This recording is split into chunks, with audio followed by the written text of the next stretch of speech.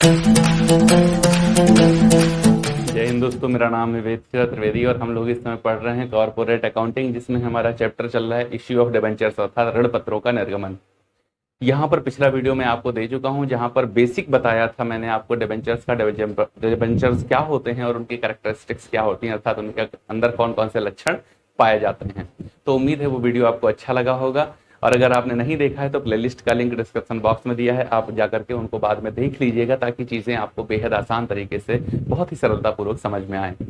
हमारे YouTube channel commerce with वेद सिरा पर कॉर्पोरेट अकाउंटिंग की एकदम बेसिक, कंपनी की बेसिक क्या होती है, उसके कैरेक्टरिस्टिक्स क्या होते हैं, शेयर क्या होते हैं, कैसे इशू किए जा सकते हैं, बाई बैक ऑफ शेयर क्या होता है, प्रीमियम क्या होती है, प्रेफरेंस शेयर क्या होते हैं, इक्विटी क्या होती है, अंडर सब्सक्रिप्शन क्या होता है, ओवर सब्सक्रिप्शन क्या होता है, ऑप्टिमम सब्सक्रिप्शन क्या होता है, issue of shares other than cash transaction क्या होता है, वेंडर्स को कैसे इशू किए जाते हैं, अंडरराइटर्स को कैसे इशू किए जाते हैं, प्रोमोटर्स को कैसे इशू किए जाते हैं, इन कंडीशंस में क्या एंट्रीज की जाती हैं, ओवर प्रोराटा क्या होता है, कैसे उसको पूरा सॉल्व किया जाता है, सब कुछ। रिडेम्पशन ऑफ प्रेफरेंस शेयर क्या होता है, सीआरआर क्या होता है, कैसे सीआरआर जनरेट किया जाता है, ये सब कुछ मैं बहुत डिटेल में आपको बता चुका हूँ। अगर आप इसको जरूरी समझते हैं तो प्लेलिस्ट का लिंक डिस्क्रिप्शन बॉक्स में दिया है, जाइए क्लिक करिए और देखिए उन वीडियोस को। अपनी तैयारी को थोड़ा और बेहतर तरीके से संचालित करिए। तैयारी तो अच्छी चल ही रही होगी, जिम्मेदारी है ना आपकी, इस जिम्मेदारी का निर्वहन भी आप बहुत अच्छे से कर रहे होंगे, और उसी जिम्मेदारी में थोड़ा सा पार्टिसिपेशन हमारा है। उम्मीद है आपको अच्छा लगेगा, तो जाइए प्लेलिस्ट पे ओपन करिए और देखिए वीडियोस को, तैयारी को थोड़ा और अच्छे करिए। पूरे नंबर लेने हैं ना, छोड़ना नहीं है। 150 क्वेश्चन आएंगे, 75 ऑब्जेक्टिव क्वेश्चन, उसमें से हमको सही सही आंसर देने होंगे। क्वेश्चन हमारे पेपर, हमारे पूरे नंबर हमको मिलेंगे। अगर बीकॉम थर्ड ईयर की बात करेंगे तो वहां पर हमारा ऑब्जेक्टिव नहीं है पैटर्न, वहां पर डिस्क्रिप्टिव है, तो वहां पर लॉन्ग फॉर्मेट में क्वेश्चन आएंगे, शॉर्ट फॉर्मेट में क्वेश्चन आएंगे। सब कुछ तो दे रखा है ना मैंने अपने यूट्यूब चैनल पर, वहां जाओ, क्लिक करो आप प्लेलिस्ट को, सब कुछ है वहां पर। साथ ही साथ बीकॉम फर्स्ट सेमेस्टर के लिए इंपॉर्टेंट बुक हमारी फाइनेंशियल अकाउंटिंग के 64 वीडियोस, एवरीथिंग आपको सब्जेक्ट से रिलेटेड मैंने दिया हुआ है वहां पर, आप वहां पर जा सकते हैं। बीकॉम 6th सेमेस्टर के लिए इनकम टैक्स में 48 वीडियोस दिए हैं, जहां पर income from salary, income from house property, सब कुछ बताया हुआ है। जाइए वहां पर देखिए जाकर के। साथ ही साथ cash flow statement, fund flow statement, ratio analysis, financial management में बहुत कुछ मैंने अपने चैनल पे आपको दे रखा है फ्री ऑफ कॉस्ट, आपके नॉलेज को थोड़ा और बढ़ाने के लिए। तो जाइए, सभी प्लेलिस्ट का लिंक डिस्क्रिप्शन बॉक्स में दिया हुआ है, आसानी से आप उनको देखिए, समझिए और अच्छे से परफॉर्म करिए एग्जाम्स में। तो आज हम लोग इश्यू ऑफ डिबेंचर्स में ये देखने वाले हैं आखिर टाइप्स ऑफ डिबेंचर, मतलब ऋण पत्र कितने प्रकार के होते हैं। तो हम बात करेंगे आज टाइप्स ऑफ डिबेंचर, एवरीथिंग बताएंगे यहाँ पर। बहुत मजा आने वाला है इस वीडियो के अंदर, बने रहिए हमारे साथ और देखते हैं टाइप्स ऑफ डिबेंचर। करेंगे ऋण पत्रों के प्रकार की, तो ये एक चार्ट आपके सामने बना हुआ है, इसका स्क्रीनशॉट आप ले सकते हैं। वैसे बहुत कुछ समझ नहीं पाएंगे, जब मैं आपको एक्सप्लेन करूंगा और स्क्रीनशॉट आपके पास होगा तो बहुत बेहद आसान तरीके से आप इसको समझ सकेंगे। टाइप्स ऑफ डिबेंचर्स अर्थात ऋण पत्रों के प्रकार। ऋण पत्र कितने प्रकार के होते हैं, तो चलिए देखते हैं ऋण पत्र कितने प्रकार के होते हैं। यहां पर अगर हम ब्याज दर के आधार पर देखें ऋण पत्र कितने प्रकार के होते हैं, ब्याज दर के आधार पर मतलब रेट ऑफ इंटरेस्ट के आधार पर देखें कि डिबेंचर्स कितने प्रकार के होते हैं, तो हर एक कंडीशन में मैंने दो दो तरीके के डिबेंचर्स आपको बता रखे हैं। देखो, यहाँ पर ब्याज के आधार पर अगर आप देखेंगे, यहाँ पर अधिकार के आधार पर आप देखेंगे, यहाँ पर परिवर्तन के आधार पर देखेंगे, यहाँ पर शोधन के आधार पर देखेंगे, यहाँ पर सुरक्षा के आधार पर देखेंगे, और यहाँ पर हस्तांतरण के आधार पर देखेंगे। तो कुल मिलाकर 12 प्रकार के ऋण पत्र मैं आपको बताने वाला हूं कि 12 तरीके के ऋण पत्र होते हैं। देखो, हर एक कंडीशन में दो दो तरीके के ऋण पत्र हैं। तो ब्याज के आधार पर हम सबसे पहले बात करते हैं। ब्याज के आधार पर ऋण पत्र दो तरीके के होते हैं, एक तरफ होता है निश्चित ब्याज दर, दूसरी तरफ होता है शून्य ब्याज दर। तो निश्चित ब्याज दर और शून्य ब्याज दर, इन दोनों में क्या अंतर है। देखो, जो विशिष्ट ब्याज दर या निश्चित ब्याज दर, विशिष्ट ब्याज दर का मतलब है, मैंने आपको बताया कि कभी भी डिबेंचर्स आपने ऐसे नहीं देखे होंगे, हमेशा ऐसे लिखा होता है 8% या फिर 10% या फिर 12% डिबेंचर्स। ऐसे ही जब भी डिबेंचर्स कभी लिखा देखेंगे तो उसके सामने इस तरीके की रेट लिखी होगी। तो ये रेट क्या बता रही है, ये एक स्पेसिफिक रेट ऑफ इंटरेस्ट है। यहां पर बताया जा रहा है कि अगर ये 8% है तो इसका मतलब है कंपनी अपने डिबेंचर्स पर 8% एनुअल इंटरेस्ट देगी, 10% की दशा में 10% एनुअल इंटरेस्ट देगी, और 12% की दशा में 12% एनुअल इंटरेस्ट कंपनी पे करेगी अपने इन डिबेंचर्स पर। बात क्लियर हो गई है। तो इस दर को क्या कहेंगे, विशिष्ट है ना, पहले से ही क्लियर है तो विशिष्ट दर हो जाती है। दूसरी तरफ कहा शून्य ब्याज दर। तो ये बात तो बहुत अच्छे से समझ में आई और हमने खूब कस के पढ़ भी रखा था। ये जीरो इंटरेस्ट रेट क्या है? जीरो इंटरेस्ट रेट, क्या ऐसे भी डिबेंचर होते हैं जिन पर कंपनी कोई भी इंटरेस्ट पे नहीं करती, मतलब कोई इंटरेस्ट पे ही नहीं करेगी? ऐसे डिबेंचर्स होते हैं? जी हाँ, होते हैं, ऐसे भी डिबेंचर्स होते हैं। ये कौन से डिबेंचर्स हैं? इनको जरा बताइए कि ये कैसे डिबेंचर्स हैं। देखो, कंपनी क्या करती है, वैसे तो मुख्य रूप से ऐसे डिबेंचर्स होते हैं, लेकिन ऐसे भी हो सकते हैं। भारत में सबसे पहले Mahindra and Mahindra company, Mahindra and Mahindra company ने इस तरीके के डिबेंचर्स इशू किए थे। तो ये होते क्या सर, ये बताइए। जैसे इसमें क्या किया जाता है, फेस वैल्यू है डिबेंचर की 100 रुपया, ना दिया हो कभी तो 100 रुपया माना जाता है। इसका इश्यू वैल्यू क्या है, कंपनी ने इसको कितने पर इशू कर दिया? 20 रुपए पर इशू कर दिया। कितने पर? 20 रुपए पर। इसका मतलब है कि कंपनी ने जब इस डिबेंचर को इशू किया तो कंपनी को कितना मिला? 20 रुपए मिला। और 10 वर्ष बाद इसका रिडेम्पशन किया। कितने वर्ष बाद? 10 वर्ष बाद इसका रिडेम्पशन किया। जब रिडेम्पशन किया तो लॉ कहता है कि फेस वैल्यू से कम अर्थात पार वैल्यू से नीचे आप रिडेम्पशन कर ही नहीं सकते। कम से कम आपको 100 में से 100 तो देने पड़ेंगे। 120 देना चाहते हो दो, लेकिन 80 नहीं दे सकते। तो 10 वर्ष बाद आप पेमेंट कितना करेंगे? 100। मतलब आज की डेट में आपको मिला कितना था? 20। और 10 वर्ष बाद आप पेमेंट कितना करेंगे? 100। तो कुल मिलाकर ये जो 80 रुपए बीच का गैप है, इसको क्या मान लिया जाएगा? इंटरेस्ट मान लिया जाएगा। बात समझ में आई? अर्थात zero rate of interest debentures क्या होते हैं? ऐसे डिबेंचर्स जिनको भारी छूट पर निर्गमित कर दिया जाता है, बहुत अधिक छूट देकर के निर्गमित कर दिया जाता है। उसके बाद में होता क्या है, जब कभी रिडेम्पशन होता है तो पार वैल्यू पर होता है कम से कम, या फिर प्रीमियम पर हो रहा होता है। तो इश्यू वैल्यू और रिडीमेबल वैल्यू, इन दोनों के बीच का जो डिफरेंस होता है, उस डिफरेंस को क्या मान लिया जाता है? इंटरेस्ट रेट मान लिया जाता है। बात क्लियर हो गया? तो इसको क्या कहेंगे? Zero rate of interest. Company interest के तौर कह करके कुछ नहीं देगी, रिडेम्पशन जब करेगी तो ज्यादा मूल्य पर कर देगी, तो ज्यादा वाला मूल्य आप उसको बीच का गैप आप इंटरेस्ट मान लीजिए। बात क्लियर हो गई? भारत में सबसे पहले कौन सी कंपनी ने ऐसे डिबेंचर्स इशू किए थे? महिंद्रा एंड महिंद्रा कंपनी ने। ठीक है। अधिकार, अधिकार का मतलब है प्रथम अधिकार और द्वितीयक अधिकार। प्रथम अधिकार और द्वितीय अधिकार जो है ये आपका मिलता है चार्ज के आधार पर। अभी यहां पर चार्ज की बात करनी है हमको, ठीक है ना? तो वहां पर चलेंगे, देखेंगे संपत्तियों पर प्रभार होता है। ऋणपत्र, मैंने आपको कैरेक्टरिस्टिक्स में बताया था कि ऋणपत्र कंपनी की संपत्तियों पर प्रभार है। तो प्रभार का मतलब है कि संपत्तियों में इनका अधिकार है कि ये अपना जो इन्होंने पैसा कंपनी को दिया है उसको कंपनी से लेने का इनका अधिकार है। ठीक है ना? जब कंपनी वो संपत्ति बेचेगी, या फिर वो दो तरीके का होता है ना, फिक्स है, फ्लोटरिंग है। तो अगर फ्लोटरिंग है या फिक्स है तो उसके आधार पर ये डिपेंड किया जाएगा कि प्राथमिक है या द्वितीयक है। मुख्य रूप से द्वितीयक जो होता है, मुख्य रूप से जो फिक्स्ड चार्ज होता है, जो फिक्स्ड चार्ज होता है, उसमें प्रथम और द्वितीयक अधिकार दिया जाता है।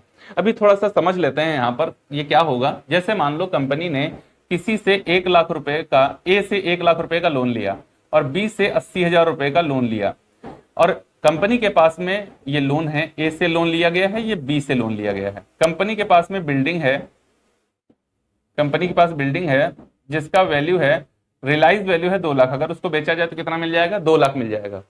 तो कंपनी ने ए को कहा है कि देखो, जब कभी बिल्डिंग अगर हम बेचेंगे, ए से लोन लिया, ए से लोन लिया पहले, और उनको क्या किया, ये बिल्डिंग वाले जो डॉक्यूमेंट्स है इस पर उनको प्रभार दे दिया। कहा क्या है भैया, इस पर तुम्हारा अधिकार हो गया है, प्रभार है तुम्हारा। तो ए का अधिकार कैसा हो गया? पहला अधिकार हो गया। फिर बी से कहा कि जब बी से लोन लिया तो चूंकि बिल्डिंग तो 2 लाख की थी, लोन तो इसे 1 लाख का लिया गया था, तो बी को भी ये बिल्डिंग दे दी इन्होंने। कैसे दे दिया? एज ए सिक्योरिटी, मतलब एज ए चार्ज दे दिया बी को भी। तो बी का अधिकार कैसा हो गया? द्वितीयक अधिकार हो गया। वैसे ये ए और बी, मतलब जो प्राथमिक अधिकार और द्वितीयक अधिकार है, ये कंपनी खुद निर्धारित करती है कि पहले लोन लिया बाद में लोन लिया, इससे फर्क नहीं पड़ता है। मुख्य रूप से कंपनी जिसको जैसा अधिकार देती है उस तरीके का अधिकार होता है। तो समझ लो, कुल मिलाकर प्राथमिक और द्वितीयक का मतलब क्या है कि लिए गए लोन में और उसके लिए सुरक्षा में दी गई संपत्ति में कंपनी ने जिस भी अपने क्रेडिटर को पहला अधिकार दे रखा है लोन को प्राप्त करने का इस संपत्ति की बिक्री पर, उसको कहेंगे प्राथमिक अधिकार है।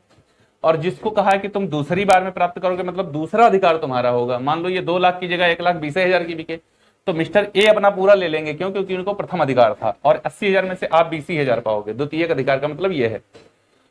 तो यहां पर अधिकार की जब बात करेंगे तो वहां जो डिवेंचर्स होल्डर होते हैं इनका प्राथमिक अधिकार भी होता है और द्वितीयक अधिकार भी होता है। नो डाउट ये दोनों तरीके का होता भी है कंपनी में। ठीक है, अब बात करते हैं परिवर्तनशील। परिवर्तनशील का मतलब है कंपनी जो अपने डिवेंचर्स को इशू करती है, तो डिबेंचर्स होल्डर को उसी समय बता देती है कि आप निश्चित समय में, ये नहीं कि जब मन करे तब करा लेना, आज हमारी पोजीशन बढ़िया नहीं है तो नहीं करा रहे हो, जब मन करे तब नहीं। कंपनी मान लो अपने डिबेंचर्स इशू करती है और साथ ही साथ अपने डिबेंचर्स होल्डर को उसने बोला है कि 2 वर्ष के अंदर अंदर अगर आप चाहें तो अपने डिबेंचर्स को आप इक्विटी शेयर्स में भी कन्वर्ट कर सकते हैं। क्या कर सकते हैं? कन्वर्ट कर सकते हैं। तो कैसे हो गई है? कन्वर्टेबल हो गए। और अगर उसने ऐसी कोई बात नहीं कही है, ये कहा है कि तुमसे हम पैसा ले रहे हो, तुमको हम पेमेंट करेंगे, तो ये क्या हो गए? अपरिवर्तनीय हो गए, नॉन कन्वर्टेबल हो गए। तो डिबेंचर्स दोनों तरीके के हो सकते हैं। अगर कंपनी का आर्टिकल ऑफ एसोसिएशन इस बात की परमिशन, पार्षद अंतर नियम इस बात की परमिशन दे रहा है कि कंपनी अपने डिबेंचर्स का कंपनी कन्वर्जन कर सकती है इक्विटी शेयर्स में या प्रेफरेंस शेयर में, तो फिर वो परिवर्तनीय है, और अगर नहीं कर सकती है तो वो अपरिवर्तनीय है। यहां पर कुछ बहुत ही डीप बातें हैं जिनको समझिएगा।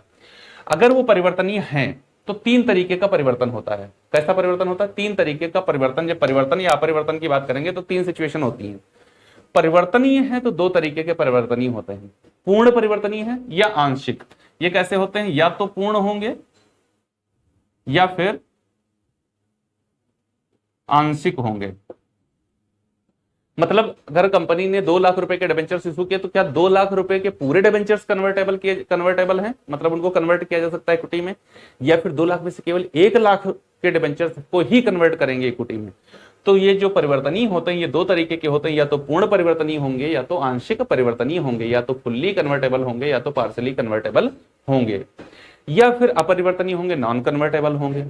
बात क्लियर? या तो फिर नॉन कन्वर्टेबल होंगे। अब भारत सरकार इसके लिए क्या नियम देती है?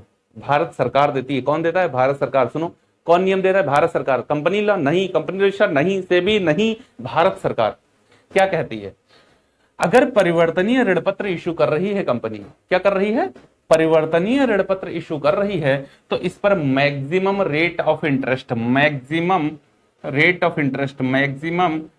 ऑफ इंटरेस्ट कितना हो सकता है? इंटरेस्ट कितना हो सकता है? 12.5%, 12.5% एनुअल। और अगर अपरिवर्तनीय इशू कर रही है तो 14% रेट ऑफ इंटरेस्ट हो सकता है per annum. Rate of interest कितना हो सकता है? 14%। अपरिवर्तनीय ऋण पत्रों पर भारत सरकार के नियमों के अनुसार कितना रेट ऑफ इंटरेस्ट दिया जा सकता है? मैक्सिमम 14%। और परिवर्तनीय ऋण पत्रों पर भारत सरकार के नियमानुसार मैक्सिमम रेट ऑफ इंटरेस्ट कितना होगा? तो 12.5% दिया जा सकता है। बहुत इंपॉर्टेंट क्वेश्चन है। पेपर जब बहुत कठिन कभी बनेगा तो ये क्वेश्चन पूछा जाएगा, बहुत कठिन, क्योंकि बहुत अंदर की बात है। ठीक है, शोधन के उद्देश्य से बात करते हैं। शोधन का उद्देश्य, शोधन का मतलब है कि जो पैसा रिडेम्पशन ऑफ प्रेफरेंस शेयर पढ़ा रहा हूं ना, पढ़ा चुका हूं। रिडेम्पशन, शोधन का मतलब होता है कि हमने आपसे कुछ लिया, ओके, फिर जब मैं आपको वापस करूंगा तो इसको शोधन कहते हैं, भुगतान कहते हैं। ठीक है ना? तो अब हम बात किसके भुगतान की कर रहे हैं? डिबेंचर्स के भुगतान की कर रहे हैं, तो उसको हम कहेंगे रिडेम्पशन ऑफ डिबेंचर्स। तो जब हम रिडेम्पशन के आधार पर देखेंगे तो डिबेंचर्स 2 तरीके के होते हैं, रिडीमेबल, इरिडीमेबल। Redeemable, irredeemable. तो रिडीमेबल डिबेंचर्स का मतलब है कि ऐसे ऋण पत्र जिनको कंपनी ने इशू किया है और एक निश्चित समय के बाद में इनका भुगतान कर देगी।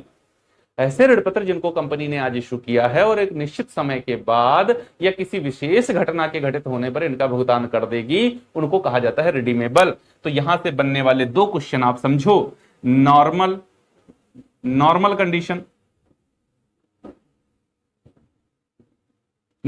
कंडीशन में कंपनी कितने वर्ष के लिए ऋण पत्र अपने इशू कर सकती है? तो अप टू 10 ईयर्स, कितना? 10 वर्ष के लिए निर्गमित कर सकती है। 10 वर्ष तक अपने द्वारा, कंपनी द्वारा निर्गमित किए गए ऋण पत्रों का अधिकतम 10 वर्ष में शोधन हो जाना चाहिए। और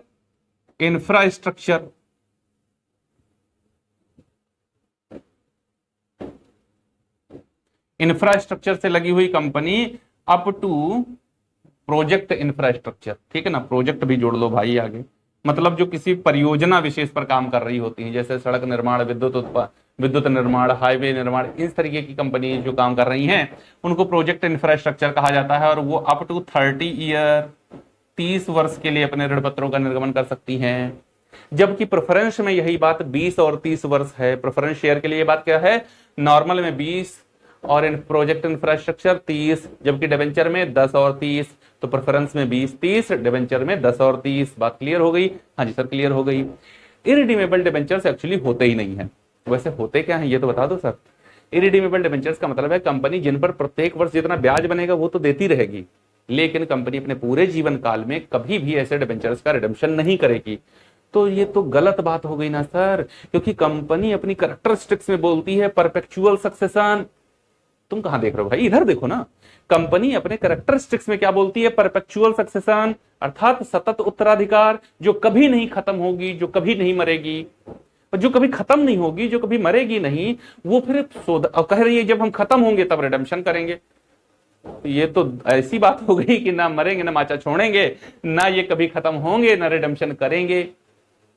तो कुल मिलाकर ऐसे ऋणपत्र जिन पर कंपनी केवल और केवल प्रत्येक वर्ष ऋणपत्रों पर ब्याज का भुगतान करती है, उनका रिडेम्पशन अपने पूरे जीवन काल में कभी नहीं करती, तो उनको कहा जाता है शोधनीय ऋणपत्र।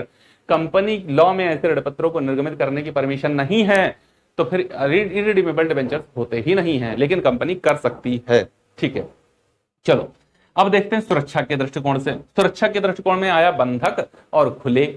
बंधक का मतलब होता है, इसके लिए वर्ड यूज किया जाता है मॉर्टगेज, और इसके लिए वर्ड होता है बेरर, है ना। मॉर्टगेज और बेरर ये वर्ड क्या है? देखो, मॉर्टगेज का मतलब है कंपनी ने किसी से ऋण लिया।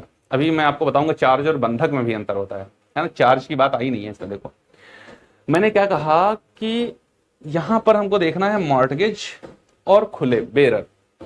मॉर्टगेज का मतलब है मिस्टर ए से मान लो लोन लिया गया 5 लाख रुपए का। मिस्टर ए के नाम मशीनरी कर दी गई, फर्नीचर कर दिया गया, बिल्डिंग कर दी गई, कुछ भी ऐसी एसेट्स उनके नाम कर दी गई, और इस कंडीशन में वो अपने क्रेडिटर का पेमेंट नहीं कर पाती है। तो इस कंडीशन में वो प्लांट, वो मशीनरी, वो फर्नीचर, वो बिल्डिंग, जो भी एसेट्स उस क्रेडिटर के नाम किया गया था, वो उस क्रेडिटर के अंडर में चला जाएगा और वो खुद उसको सेल आउट करके अपना पैसा वहां से निकाल सकता है। तो इस कंडीशन को क्या कहा जाता है? बंधक कहा जाता है। मुख्य रूप से जितने भी डिबेंचर्स होते हैं उनको किसी न किसी एसेट्स पर मॉर्गेज दिया ही जाता है, बंधक दिया ही जाता है। बात क्लियर हो गई। खुले अर्थात बेरर का मतलब है जिनको किसी भी संपत्ति का किसी भी संपत्ति पर उनको अधिकार नहीं दिया, निश्चित नहीं किया जाता। कोई भी एसेट्स उनको ये कह करके नहीं दी जाती कि अगर भैया हम तुम्हारा पेमेंट ना कर पाए तो इस वाली एसेट्स को तुम बेचकर अपना पेमेंट ले लेना। तो इनको फिर क्या कहेंगे? बेरर है, खुले हुए हैं, कुछ भी इनको नहीं दिया गया है। कंपनी के समापन पर इस तरीके के जो डिबेंचर्स होते हैं ये बिल्कुल सामान्य लेनदार जिस तरीके से होते हैं उसी तरीके से ये हो जाते हैं, ओपन अकाउंट क्रेडिटर ये हो जाते हैं। कंपनी के पास अगर सरप्लस बचेगा तो इनका पेमेंट किया जाएगा, सरप्लस न बचने की दशा में इनका एक भी पैसे का पेमेंट नहीं किया जाएगा। बात क्लियर हो गई है? हाँ जी क्लियर है। लास्ट पॉइंट है हमारा हस्तांतरण अर्थात ट्रांसफर। कंपनी में जो डिबेंचर्स होते हैं वो 2 तरीके के होते हैं ट्रांसफर के आधार पर, इसका हस्तांतरण के आधार पर। कैसे? एक होते हैं पंजीकृत। पंजीकृत का मतलब है रजिस्टर्ड होते हैं ये, अर्थात कंपनी का जो डिबेंचर्स होल्डर का रजिस्टर होता है उसमें इनको लिखा जाता है, इनका नाम लिखा होता है, इनका पता लिखा होता है, इनके पास कितने डिबेंचर्स हैं ये लिखा होता है, कितने % उस पर इंटरेस्ट देना है ये लिखा होता है। मतलब कुल मिलाकर इनकी पूरी इंफॉर्मेशन कंपनी के रजिस्टर में दर्ज होती है। तो इनको क्या कहा जाता है? पंजीकृत है, कहीं ना कहीं पर इनको क्या किया गया है? रजिस्टर किया गया है। तो ऐसे डिबेंचर होल्डर जो होते हैं ये रजिस्टर्ड डिबेंचर होल्डर होते हैं। अब इनका पेमेंट जो इंटरेस्ट का पेमेंट है वो कहां किया जाता है? तो इनके बैंक अकाउंट में इसका पेमेंट किया जाता है। बैंक अकाउंट में इंटरेस्ट का इसका पेमेंट किया जाता है। अगर ये लेने पहुंच जाएंगे वो हम उठा के लाओ हमको हमारा इंटरेस्ट दे दो, तो इनको एक भी पैसा नहीं दिया जाएगा। क्यों नहीं दिया जाएगा? क्योंकि आपका पेमेंट यहाँ पर जो आपका बैंक अकाउंट आपने अपने अकाउंट के साथ में अपने नाम के साथ रजिस्टर्ड कराया है सीधे वही जाएगा पेमेंट आपका। जैसे अकाउंट पे ही चेक होता है, आप उससे समझ सकते हो ये अकाउंट पे ही चेक है, ये बेरर चेक है। अकाउंट पे ही चेक लेकर के जाओ और बैंक में कहो लाओ हमारा पैसा हमको दे दो, मिल जाएगा? नहीं मिलेगा। आप उसको अपने अकाउंट में जमा करेंगे और उसका क्लियरेंस जब होगा तो आपके अकाउंट में होगा। बिल्कुल बिल्कुल जो रजिस्टर्ड डिबेंचर्स होते हैं उनका मतलब यही होता है। जो वाहक डिबेंचर्स होते हैं इनका मतलब क्या है कि इन भैया जाओ डिबेंचर्स, अब जितने भी डिबेंचर्स तुम्हारे पास हैं इनका अगर ट्रांसफर, ये भी ध्यान देना, इनका जो हस्तांतरण है वो कंपनी की स्वीकृति पर ही किया जा सकता है। मान लो ये मिस्टर ए के नाम रजिस्टर्ड थे और मिस्टर ए चाहते हैं मिस्टर बी को दे दें, तो कंपनी को ये बताएंगे, फिर कंपनी मिस्टर ए के नाम हटाकर मिस्टर बी का नाम दर्ज करके कंपनी बी को हस्तांतरित करेगी। ये मिस्टर ए बी अपनी म्यूचुअल अंडरस्टैंडिंग पर इसको ट्रांसफर नहीं कर सकते। अब यहां पर क्या मतलब है? जैसे मान लो आपको बेरर चेक कोई मिल जाए 1 लाख रुपए का, मिस्टर एक्स का हो, आपको मिल जाए, पड़ा हुआ मिल जाए, आप बैंक अकाउंट उस बैंक में लेकर चले जाओ जिस बैंक का हो, वहां पर आप उसको प्रेजेंट करो तो ज्यादा से ज्यादा कैशियर आपका क्या करेगा, 2 सिग्नेचर करा लेगा चेक की पीठ पर और आपको पेमेंट कर देगा। फिर मिस्टर एक्स पहुंचे कि तुमने हमारा गलत पेमेंट क्यों कर दिया, गलत व्यक्ति को पेमेंट क्यों कर दिया, तो कैशियर कहेगा काहे गलत पेमेंट, काहे गलत व्यक्ति, आपने दिया ही क्यों था बेरर, वो मेरे सामने लेके आया, मेरे को प्रेजेंट किया, मैंने उसको विंडो पर ही कैश दे दिया, क्लियरेंस दे दिया उसका, ये देखो ये व्यक्ति उसने 2 सिग्नेचर किए थे, भले ही गलत सिग्नेचर करके आया, झूठा सिग्नेचर करके आया तो भी क्लियरेंस हो जाएगा और इसके लिए कैशियर रिस्पॉन्सिबल भी नहीं होगा। तो कंपनी के ये जो वाहक ऋण पत्र होते हैं ये सेम ऐसे ही होते हैं, जो भी इनको प्रेजेंट करता है कंपनी के सन्मुख डिबेंचर्स के इंटरेस्ट की ड्यू डेट पर कंपनी उसको इसका इंटरेस्ट पे कर देती है। एक्चुअली क्या किया जाता है, इन डिबेंचर्स के साथ में कूपन लगा दिया जाता है, क्या किया जाता है, ब्याज का कूपन लगा दिया जाता है, कूपन दर बताई थी ना उधर हमने, तो वो यहीं से रिलेटेड होती है, इनके साथ ब्याज के कूपन लगा दिए जाते हैं। ब्याज की तिथि पर, देय तिथि पर जो भी व्यक्ति उन कूपन को कंपनी के सामने प्रेजेंट करेगा, कंपनी उसी को ब्याज का भुगतान कर देगी। कंपनी को कोई मतलब नहीं होता हमारा डिबेंचर कहां है, किसके पास है, कौन कौन ले गया, किसके कहां रखता है, कोई फर्क नहीं पड़ता है। क्लियर है। तो ऐसे ऋण पत्रों को, जिनका नाम पता, ऋण पत्रों की संख्या कुछ भी कंपनी के पास रजिस्टर में रजिस्टर्ड नहीं होती, उनको कहा जाता है वाहक ऋण पत्र होते हैं। तो ये है 12 तरीके के मैंने ऋण पत्र आपको बताया कि ये कौन कौन से ऋण पत्र होते हैं। अब इसी वीडियो में मैं आपको बताऊंगा कि बंधक और चार्ज इन दोनों में क्या अंतर होता है, बहुत कंफ्यूजिंग पॉइंट होता है, कोशिश करूंगा बहुत आसान तरीके से आपको समझा दूं। तो चलिए देखते हैं बंधक और चार्ज अर्थात मॉर्गेज और चार्ज में क्या अंतर है। तो बात करते हैं बंधक और प्रभार, इसको कहा जाता है मॉर्गेज, इसको कहा जाता है चार्ज।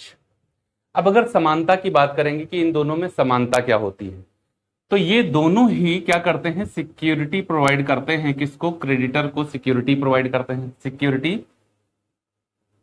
प्रोवाइड करते हैं। अर्थात ये मॉर्गेज जो है ये भी सुरक्षा प्रदान करता है लेनदार को और ये भी सुरक्षा प्रदान करता है, ठीक है ना। तो ये दोनों में समानता होती है, ठीक है। इन दोनों का जो जन्म होता है वो लोन पर आधारित होता है, कहीं पर ऋण लिया गया होगा तो ऋण के आधार पर ही मॉर्गेज बनेगा और ऋण के आधार पर ही चार्ज बनेगा। बात क्लियर है। जो चार्ज होता है ये फिर 2 तरीके का हो जाएगा, एक तरफ तो ये फिक्स्ड चार्ज होता है और दूसरी तरफ ये फ्लोटरिंग चार्ज होता है, ठीक है। इसको कहते हैं स्थिर प्रभार, स्थिर प्रभार, और इसको कहते हैं चल प्रभार, ठीक है ना। 2 तरीके का प्रभार होता है। अब चलो समझते हैं बंधक क्या होता है।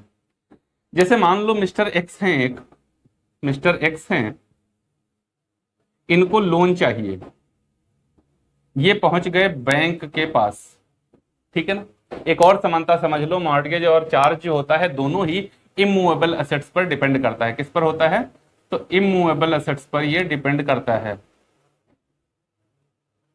इमूवेबल एसेट्स पर ये डिपेंड करता है, मतलब जो अचल संपत्तियां होती हैं, चलायमान नहीं होती हैं, वो उन पर ये डिपेंड करता है। अचल संपत्तियां कौन सी होती है, जिनको धक्का मार करके एक स्थान से दूसरे स्थान नहीं लिया जा सकता, जैसे आपका बिल्डिंग हो गया, प्लांट हो गया, मशीनरी हो गया, ये सब अचल संपत्तियां होती है, इनको धक्का मारकर आप कहीं नहीं ले जा सकते हैं, ठीक है ना।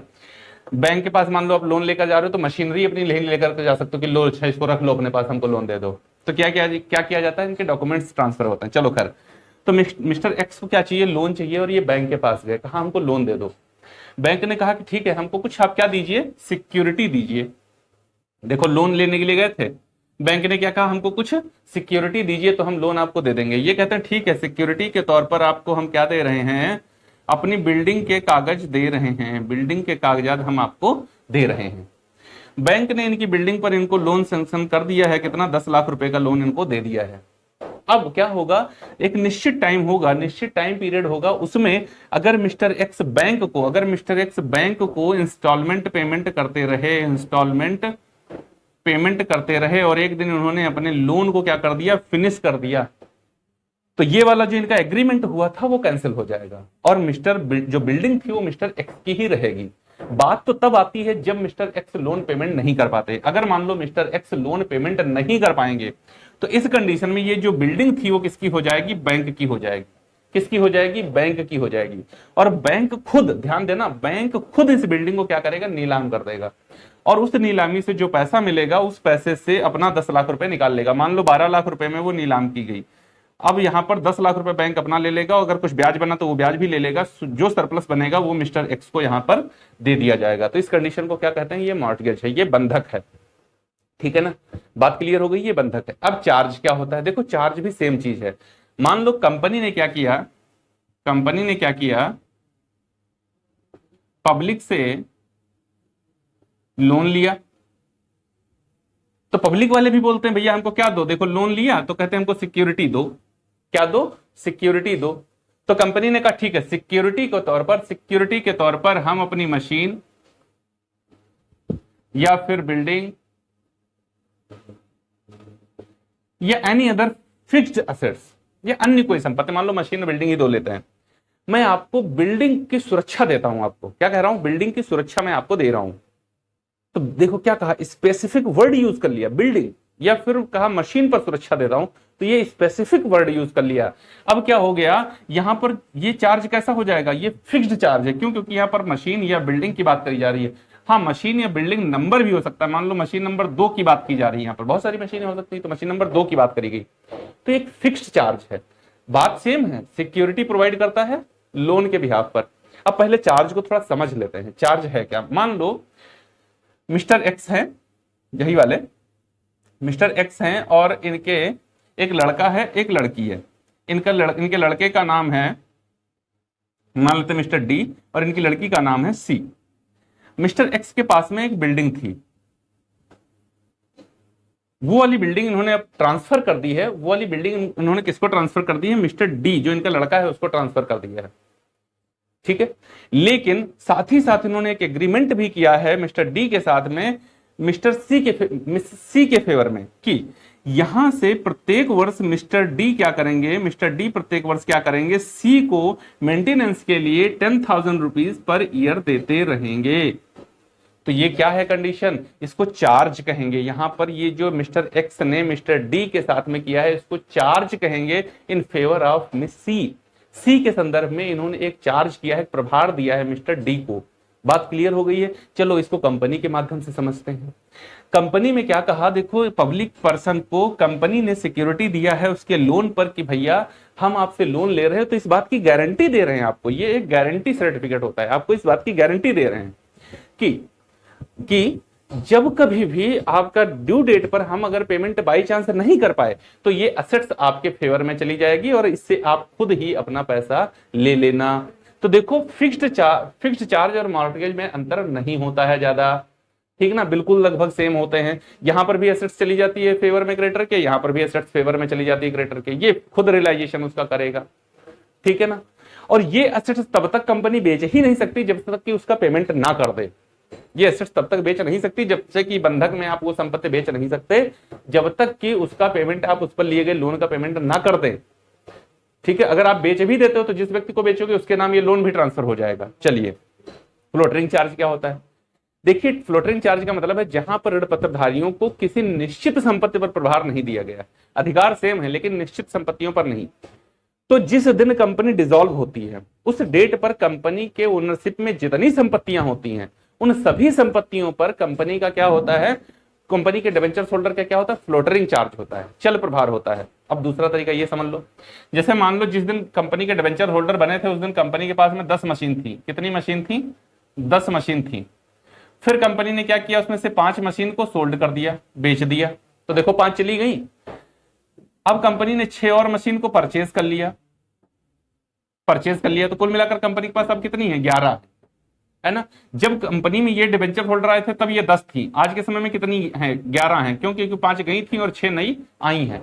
तो देखो ये सिस्टम जहां पर आना जाना आवागमन चलता रहेगा, उस सिचुएशन में जब कंपनी डिसॉल्व हो रही होगी तो उस समय जितनी भी संपत्तियां होंगी कंपनी के पास उन सभी संपत्तियों पर कंपनी के डिबेंचर्स होल्डर का राइट होगा अपना पैसा वसूल करने का, रियलाइज करने का। तो इस चार्ज को क्या कहेंगे, फ्लोटरिंग चार्ज कहेंगे। ये चल प्रभार होता है। तो मुख्य रूप से कंपनी में ये 2 तरीके के प्रभार होते हैं, स्थिर प्रभार और चल प्रभार। ये कंपनी द्वारा जनता से लिए गए ऋण के संदर्भ में एक सिक्योरिटी होती है, एक सिक्योरिटी के तौर पर इनको इशू किया जाता है कि अगर हम आपका जो मूलधन है या ब्याज उसका भुगतान करने में कहीं पर चूके तो इस संपत्तियों को बेचकर आप उसको रियलाइज कर लीजिएगा, या जिस दिन हम डिसॉल्व होंगे उस दिन संपत्तियां जब बिकेंगी तो सबसे पहले पेमेंट हम आपका कर देंगे। तो उम्मीद है बंधक और चार्ज भी अब आपको समझ में आ गया होगा। चार्ज दो तरीके का होता है, फिक्स्ड चार्ज और फ्लोटिंग चार्ज।